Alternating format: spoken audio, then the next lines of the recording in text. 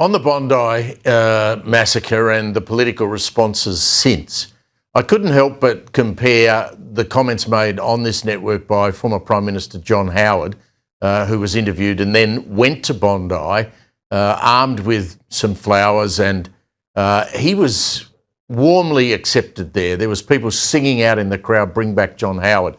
I couldn't help but compare that with Tony Burke being booed as he turned up there after dark and tried to sort of snuck in and out again, or even our own Prime Minister John Howard, who turned up very early in the morning with a very cheap-looking bunch of flowers, stayed there for 8 minutes, left and hasn't gone back.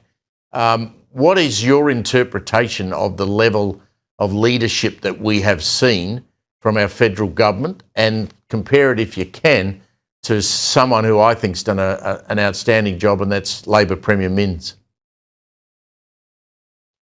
Well, I've been incandescent with anger and just heartbroken since Sunday night, and I watched the whole thing unfurled, and I could do a show with you on my feelings about this, mate, but as quickly as I can, we have seen no leadership from federal Labor, no leadership at all. We've seen craven political considerations about certain voting bases in Western Sydney that they're sort of wrapping in cotton wool. They don't want to offend people. Plus the great internal problem they've got in the Labor Party, which is full of anti-Semites who are anti-Israel, who just cannot help themselves. We've seen that in the reports on what happened in the Labor Federal Electorate Council of Wentworth, where they all have been quite insensitive in only recent days. So we've seen no leadership from Labor. The community get that. I hope any member of the Jewish community in Australia now would get where they really stand with federal Labor.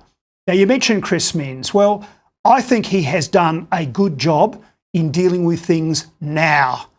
But this is the bloke who never acted properly over the last 2 years. I go back to it again. Why did the New South Wales Police deal with the Opera House event of October 2023 in the lame way that they did? Now, that's something that really someone should look at. How is it on that evening there was the son, I know there was one son of a New South Wales Upper House Labor member who was down there, who's an office bearer of, at the time was an office bearer of the Labor Party, who's a union official, a paid union official.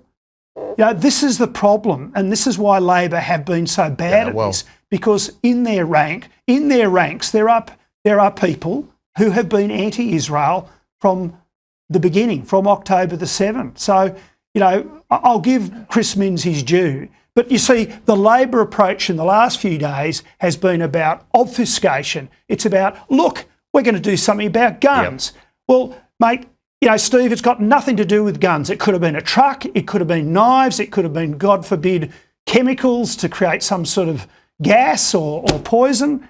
They will always find a way. It's about the ideology, and it's about putting a lid on it and finding these people and getting them out of this country if we possibly can. Yeah, that's why we need a Royal Commission. I mean, Campbell, it's been a pleasure speaking to you every Friday night in 2025. I'd love to do it again. Thanks. In 2026 when we come back. So you have a good Christmas, and really appreciate your contribution. It's been fantastic. Campbell Newman there.